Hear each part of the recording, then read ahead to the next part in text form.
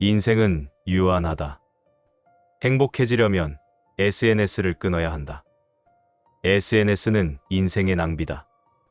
당신의 마음에 공허함이 가득하다면 이야기를 잃은 것이 아닌지 생각해 보아라. 지치고 피로한 날들 속에 스토리 중독 사회가 도래했다. 서사의 위기다. SNS는 공허감의 종합 선물 세트이다. 지하철이나 버스를 타면 모두가 핸드폰을 들고 SNS를 보고 있다. 그저 멍 때리면서 가슴을 비워둔 채로 그저 그렇게 산다. 뭐라도 뚫어져라 보면서 살면 인생을 낭비하지 않는 것만 같아서 그 시간을 SNS로 채우며 산다. 재미로 채우든 정보로 채우든 남은 어떻게 사나, 친구는 뭐하고 지내나 생각하며 자꾸 그렇게 텅 빈 가슴을 채우려고 한다. 하지만 SNS는 바닷물과 같다. 채워진다는 착각이 드는 것이 더 위험하다. 만약에 우리가 목이 말라서 바닷물을 마신다고 생각해 보아라. 죽음으로 가는 길일 것이다. 바닷물을 먹으면 처음에는 갈증이 해소되는 느낌이 들지만 나중에는 바닷물의 염분 때문에 더 갈증이 난다. SNS도 똑같다. SNS의 가장 무서운 점은 본질이 없다는 것이다. 도넛 모양을 생각해 보아라. 저 도넛 바깥에 잼을 아무리 발라도 도넛 가운데 뚫려 있는 가운데는 채울 수 없다. 도넛에 발린 잼은 말초적 잼이다. 흔히 말하는 도파민 또는 호르몬적 재미이다. 매일 인스타로 재미있는 걸 봐도 그 재미가 충족되지 않고 계속 더 재밌는 것을 갈구하게 되는 이유는 무엇일까? 겉만 자극하는 것이기 때문이다. SNS를 보는 잠깐 동안은 비어있는 마음이 재미로 차는 것 같지만 절대 도넛의 가운데는 채울 수 없다. 말초적 재미는 본질이 없기 때문이다. 반대로 중추적 재미는 무엇일까? 책을 보고 엄청 감동한 경험이 있을 것이다. 진짜 명작이나 감동적인 이야기로 내 가슴을 저격하는 책을 보고 나면 어떠한가? 바로 다음 책을 읽을 생각이 안 떠오를 것이다. 이게 바로 재미의 본질이다. 중추적 재미의 본질이라고 할 수 있다. 특히 요즘 유행하는 짧은 숏폼이란 플랫폼은 절대로 깊은 재미를 담지 못한다. 바라던 욕구가 안 채워지기 때문에 계속 목마른 것이다. 그렇게 오랜 시간 몰두하면서 새로운 재미를 갈구하게 되고 계속 쓸데없이 인생을 낭비하게 되는 것이다. SNS를 보면서 보지 말아야지, 그만 봐야지 했던 찝찝함을 느낄 때가 있지 않은가? 바로 이것 때문이다. 이런 감정이 하루하루 쌓이고 쌓이면 후회와 미련이 된다. 그리고 SNS라는 플랫폼에 올라오는 남의 사진을 보면 무슨 생각이 드는가? 무슨 옷을 새로 샀는지, 어떤 음식을 먹었는지를 보는 것이 그들의 삶이라고 할 수 있을까? 그것이 삶의 본질은 아닐 것이다. 삶의 본질은 그 사람의 신념이나 가치관이다. 유행하는 패션을 따라 입는 것, 유명한 곳에서 음식을 먹는 것이 아니다. SNS의 다른 사람의 모습을 보고 나도 이렇게 살아야지 하면 불행해진다.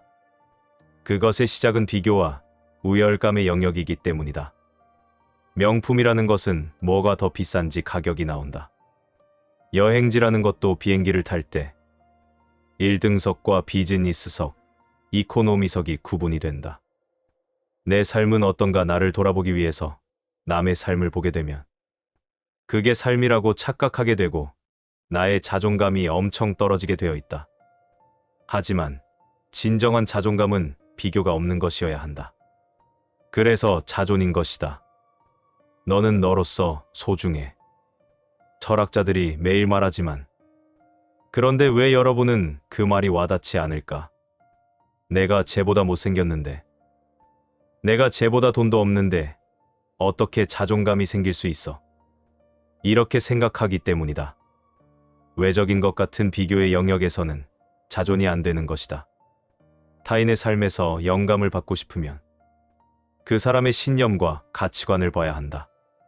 그런 의미에서 SNS는 당신에게 별 도움이 안 된다. SNS로 남의 삶을 아무리 봐도 당신의 텅 빈 마음은 영원히 충만해지지 않을 것이다. 주위를 둘러보면 SNS가 고통의 원인이 되는 경우가 많다. 자신이 특별하다고 생각하는 자기 과잉형 성격과 인정 욕구가 만나면 모든 사람에게 인정받고 싶다는 인정 중독에 빠지게 된다. SNS에 행복하게 포장된 자신의 모습만을 올리고 수시로 댓글과 좋아요의 개수를 확인하며 자신의 특별함을 증명하기 위한 사진을 찍는 데 시간을 쓴다. 이런 사람들은 웅대한 자기상을 가지고 있는데 타인의 찬사를 받는 자신의 모습에 몰두한다. 이들에게 타인이란 자신을 칭찬해주는 기능을 가진 존재다. 반면 타인의 찬사를 받지 못하는 상황에서는 감정적으로 무너지는 상황이 찾아오며 불쾌함과 수치심을 느낀다. 다시 말해 이런 사람들에게는 웅대성과 취약성이 공존한다. 문제는 이렇게 웅대해졌다가 취약해졌다가를 반복하는 스스로가 너무나도 고통스럽다는 사실이다. 또한 타인에게 맞추기 위해 온 에너지를 쓰며 늘 누군가에게 의존해야 하는 의존형 성격과 인정 욕구가 만나면 어떻게 될까? 의존형 성격은 자신의 의존하고 싶은 사람과 완전히 하나가 되려 하며 둘 사이에 틈이 벌어지는 것을 두려워한다. 조금이라도 불편한 상황이 생기면 먼저 낮추고 들어가며 그 사람에게 인정받지 못할까봐 강박적으로 잘 보이려 한다. 그 과정에서 진짜 본인의 모습은 지워지고 만다. 그러다 둘 사이에 갈등이 생기면 싫은 걸 말하지 못하고 자책만 하다가 어느 순간 갑자기 폭발하며 관계가 종결된다. 그리고 머지않아 또 다른 중요한 타인을 찾는다. 이런 사람들은 가스라이팅에도 취약하다. 버림받지 않기 위해 최선을 다해 맞추기 때문에 타인의 조정에 자발적으로 응하는 것이다. 그렇다면 어떻게 해야 내 안의 인정 욕구를 인정하면서 건강하게 인정 욕구를 충족할 수 있을까? 가장 중요한 것은 마음에 와닿는 인정을 경험하는 것이다. 이러한 경험이 어린 시절에 충분하지 않았다고 해도 성인이 돼서 충분히 쌓을 수 있다. 이때 진짜 내 입장이 돼서 공감해 줄 수 있는 사람을 찾는 것이 중요하다. 다음에 질문을 해보아라. 내가 공감받고 싶은 대상은 내가 바라는 형태의 공감을 할 줄 아는 사람인가? 상대가 맞장구만 치는 것을 답답해하는 사람도 많다. 이런 사람들은 듣는 이가 진정으로 자신의 이야기를 이해하고 그것을 다시 단어로 표현해 주기를 바란다. 자신이 원하는 형태의 공감을 받으며 온전히 인정받는 경험을 쌓으면 필요한 순간에 그것을 인출해서 쓸 수 있다. 우리는 모두 타인의 인정을 필요로 한다. 우리는 타인의 인정을 챙기면서 나까지 챙길 수 있는 사람으로 살아가야만 한다. 지금 우리는 스마트한 지배에 예속되어 있다. 억압도 저항도 없이 삶을 게시하고 공유하고 좋아하도록 지배당한다. 새롭고 자극적인 뉴스 거리가 넘쳐나는 시대. 이슈에서 이슈로 빠르게 이동하는 사람들. 스스로 자기 존재를 정보로 전락시키는 사회에서 개인은 각자의 이야기, 즉 서사를 잃고 우연성에 휩싸인 채 폭풍우 한가운데서 부유한다. 정보 과잉 사회는 그 속에서 스토리텔링을 외친다. 사람들은 마치 자신의 이야기를 전시하듯 소셜 네트워크 서비스의 찰나의 장면들을 끊임없이 공유하고 공감 버튼을 누른다. 그러나 그 안의 의미는 없다. 사라져 버릴 정보에 불과하다. 무언가를 끝없이 공유하고 타인과 교류하면서도 고립감을 느끼는 이유가 여기에 있다. 스토리텔링이라는 자본주의의 달콤한 무기가 되어 마치 의미가 있는 것처럼 사람들을 유혹한다. 대상으로부터 충격받고 저항하고 간극을 느끼며 자신만의 철학을 쌓아 올릴 기회를 빼앗고 그저 좋아요를 외치게 만든다. 정보는 끊임없이 등장하는 다음 스토리로 대체되어 사라진다. 반면 서사는 나만의 맥락과 이야기, 삶 그 자체이다.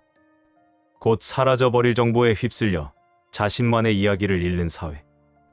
내 생각과 느낌과 감정을 말하지 못하고 입력한 정보를 앵무새처럼 내뱉는 사회의 끝은 서사없는 텅 빈 삶이다. 업데이트 강박에 시달리는 정보 사냥꾼은 지식보다 정보에, 공동체보다 커뮤니티에, 공감보다 정보 교환에 빠져들며 파편적인 스토리를 무한히 재생산한다. 지금 당신의 삶은 어떠한가? 현재를 과거와 연결하며 맥락을 이어나가고 있는가? 존재를 망각한 채 자신의 아우라를 외면하고 무작위성에 휩쓸리고 있지는 않은가? 그건 삶이 아니다. 영화가 돌아가는 스크린은 우리가 거의 하루 종일 손에 쥐고 있는 디지털 화면으로 바뀌었다. 독일어의 면이라는 단어는 본래 보호라는 의미를 갖고 있었다. 화면은 현실을 이미지 속으로 잡아둔다. 그럼으로써 우리를 현실로부터 차단한다. 우리는 이 현실을 거의 유일하게 디지털 화면을 통해서 인식한다. 이 현실은 화면의 단편에 지나지 않는다. 현실은 스마트폰에서 너무 축소되어 현실의 인상이 더 이상 충격의 순간을 포함하지 않는다. 충격은 좋아요로 대체된다. 스마트폰은 타자가 자기 자신을 알리는 시선을 완전히 앗아감으로써 실제와 우리 사이를 가장 효율적으로 차단한다. 터치스크린은 대면하는 상대인 현실을 완전히 사라져버리게 만든다. 타자성을 박탈하고 타자는 소비 가능해진다. 라캉에 따르면 이미지는 나를 바라보는 사로잡는 마법을 거는 현혹시키는 시선을 나를 자신의 궤도에 끌어들이고 내 눈을 사로잡는 시선을 여전히 가지고 있다. 이미지 안에는 항상 시선을 가진 것들이 존재한다. 라캉은 시선과 눈을 구분한다. 눈은 허구의 이미지를 구축하고 그 이미지는 시선을 방해한다. 얼굴은 거리를 유지할 것을 요구한다. 그것은 그대이지 가용한 그것이 아니기 때문이다. 그러나 우리는 손가락으로 어떤 사람의 사진을 터치하거나 심지어는 옆으로 밀어버릴 수 있는데 이는 그것이 이미 시선, 즉 얼굴을 상실했기 때문이다. 라캉이라면 터치스크린에 고정된 이미지는 시선이 없는 것이라고 나의 필요를 만족시키는 눈요기로서만 작용한다고 말했을 것이다. 터치스크린은 그나마 시선을 투과시키는 영사막 스크린과도 구분된다. 반대로 디지털 화면은 우리를 현실로부터 완벽히 차단함으로써 아무것도 투과하지 못하게 한다. 그것은 평평하다. 시선의 소멸은 늘어가는 지각의 나르시시즘화로 이어진다. 나르시시즘은 허구의 이미지를 위해 시선, 즉 타자를 제거한다. 스마트폰은 타자의 추방을 가속화한다. 스마트폰 때문에 우리는 허구의 자아를 유지시키는 거울 단계에 잔류한다. 디지털은 현실을 해체하고 공동체적 가치와 규범을 체화시키는 모든 상징은 허구의 것을 위해 점차 사라지게 한다. 궁극적으로 공동체의 침식이라는 결과를 낳는다. 넷플릭스의 시대에는 아무도 영화와 관련해 충격의 경험을 말하지 않는다. 넷플릭스 시리즈는 강조된 삶의 위험에 상응하는 예술 형식이 결코 아니다.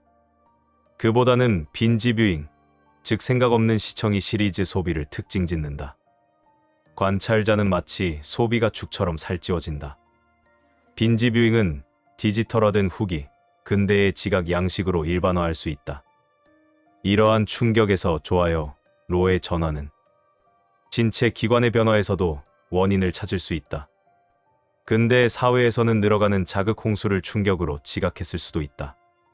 그러나 시간이 흐르면서 우리의 신체 기관은 늘어난 자극량에 적응한다. 따라서 지각은 점차 둔해진다. 자극 방어가 일어나는 뇌피질은 흡사 굳은 살로 뒤덮여간다. 의식의 가장 바깥층은 경화되고 무기의 상태로 변해간다. 현대인은 정보와 소통에 도취되어 몽롱하다. 이 상태에서 우리는 더 이상 소통의 주인이 아니다. 의식된 통제로부터 벗어난 정보의 교류에 몸을 내맡긴 상태다. 소통은 점점 더 외부에 의해 유도된다. 자기 자신은 알아채지 못한 채 알고리즘으로 조종되는 자동적이고 기계적인 프로세스에 예속된 것처럼 보인다. 우리는 알고리즘으로 움직이는 블랙박스의 손에 내맡겨진다. 그래서 우리는 진정한 치유의 스토리텔링이 필요하다. 베냐민은 치유의 근원적 광격을 묘사한다. 아이가 아프다. 어머니는 아이를 침대에 데려다 놓고 아이의 옆에 앉는다. 그리고 아이에게 이야기를 들려주기 시작한다.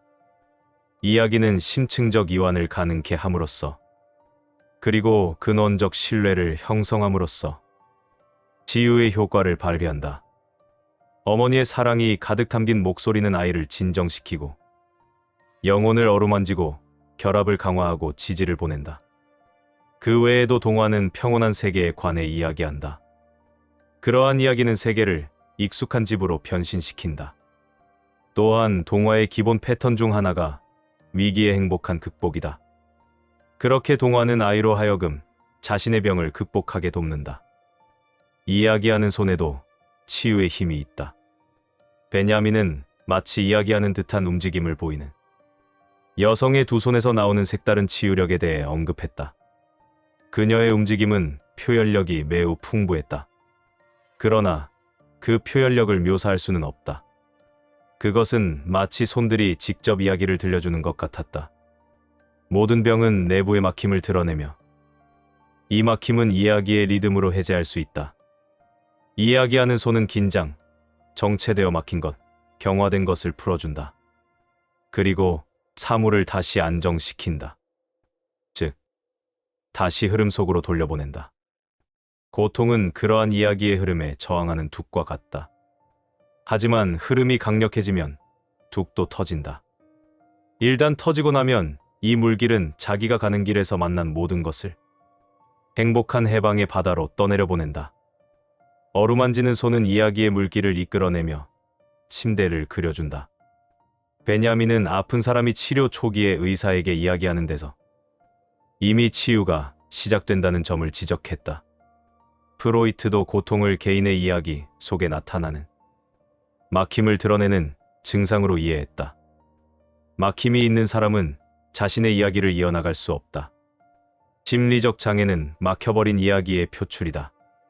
치유는 환자들을 이야기의 막힘으로부터 자유롭게 해주고, 이야기할 수 없는 사람들이 이야기를 말로써 표현할 수 있게 하는 과정에서 일어난다. 환자는 스스로 자유롭게 이야기할 때 치유된다. 모든 슬픔은 이야기에 담거나 이야기로 해낼 수 있다면 견딜 수 있다. 이야기 판타지는 치유적이다. 슬픔은 억압적인 현사실성이 서사적 외관 속으로 들어감으로써 제거된다. 이야기의 리듬, 이야기의 멜로디에 흡수된다. 이야기는 슬픔을 단순한 현사실성 이상으로 끌어올린다. 슬픔은 정신적인 막힘으로 굳어지는 대신 이야기의 물결에 녹아들어 액화된다. 오늘날은 스토리텔링이 넘침에도 이야기하는 분위기가 사라지고 있다. 병원에서조차 이야기를 거의 하지 않는다. 의사들에게는 이야기를 경청할 시간도 인내심도 없다. 효율의 논리는 이야기의 정신과 조화될 수 없다. 심리치료와 정신분석만이 여전히 이야기의 치유력을 상기시키고 있을 뿐이다. 작가 미하엘 엔데의 모모는 경청만으로 사람들을 치유할 수 있음을 보여준다. 모모에게는 시간이 많다. 시간이야말로 모모에게 많은 유일한 것이다. 모모에게는 다른 사람들에게 가치 있게 쓰인다. 타자의 시간이 좋은 시간으로 작용한다. 모모는 이상적인 경청자다. 어린 모모가 다른 누구도 할 수 없는 일을 했는데 그건 바로 듣기였다. 일부 독자들은 그게 전혀 특별하지 않다고 할지 모르겠지만 그건 착각이다. 경청을 잘할 수 있는 사람은 매우 드물다. 모모의 경우 어떻게 그렇게 경청을 잘하는지 그 방법마저 특별하다. 모모의 우호적이고도 사려 깊은 침묵은 상대를 자기 혼자서는 절대 도달할 수 없었을 생각으로 데려간다. 모모는 뭔가를 말하거나 질문함으로써 사람들을 그러한 생각으로 이끄는 게 아니다. 그렇다. 그저 앞에 앉아 경청만 한다. 모든 사려와 공감을 다하여. 그러면서 모모는 자신의 크고 짙은 눈으로 상대를 가만히 바라보고 문제를 풀어야 하는 그 상대는 이미 자기 안에 있었지만 한 번도 알아채지 못했던 생각이 갑자기 떠오르는 걸 느끼는 것이다.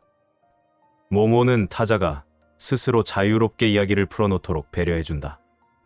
모모는 이야기의 막힘을 풀어냄으로써 치유한다. 어느 날 한 어린 소년이 모모에게 더 이상 노래하지 않으려는 자신의 카나리아 새를 데려왔다. 그건 모모에게 훨씬 어려운 일이었다. 하지만 모모는 일주일 내내 새에게 귀를 기울여 주었고 마침내 새가 다시 지저귀며 즐거워했다. 경청에서 중요한 것은 전달되는 내용이 아니라 사람, 즉 타자가 누구인가이다. 모모는 자신의 깊고 다정한 시선을 통해 타자를 그 사람의 타자성 안에 그대로 둔다. 이는 수동적인 상태가 아닌 능동적인 행위이다.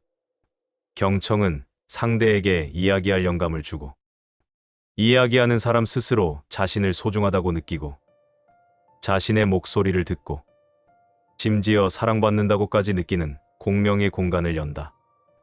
어루만짐 또한 치유력이 있다. 접촉은 이야기하기처럼 친밀함과 근원적 신뢰를 형성한다. 촉각적 이야기로서 접촉은 고통과 질병으로 이끄는 긴장과 막힘을 풀어낸다. 의사 빅토르 폰 바이츠제커는 또 다른 치유의 근원적 광경을 다음과 같이 묘사한다. 고통스러워하는 남동생을 보던 어린 소녀는 그 어떤 지식보다 더 뛰어난 방법을 찾았다.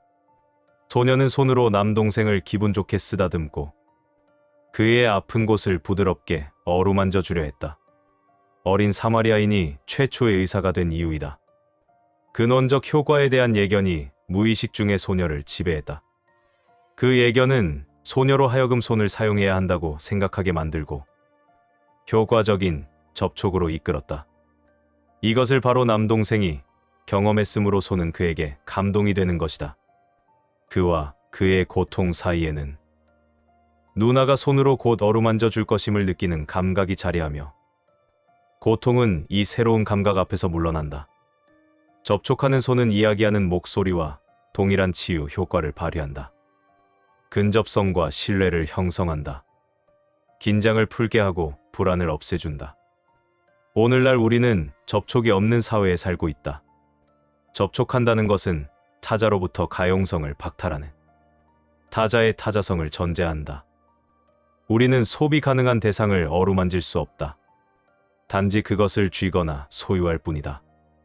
디지털 장치를 상징하는 스마트폰만 하더라도 총체적 가용성의 환상을 만들어낸다. 스마트폰의 소비적 습성은 모든 생활 영역을 포괄한다. 스마트폰은 타자에게서 타자성을 빼앗기도 하고 타자를 소비 가능한 대상으로 전락시키기도 한다. 커져가는 접촉의 빈곤은 우리를 병들게 한다. 우리에게서 접촉이 완전히 없어지면 우리는 스스로의 자아 속에 불치의 상태로 사로잡힌 채 잔류할 것이다. 접촉은 우리를 자아 안에서 밖으로 꺼내준다. 접촉의 빈곤은 결국 세계 빈곤으로 이어진다.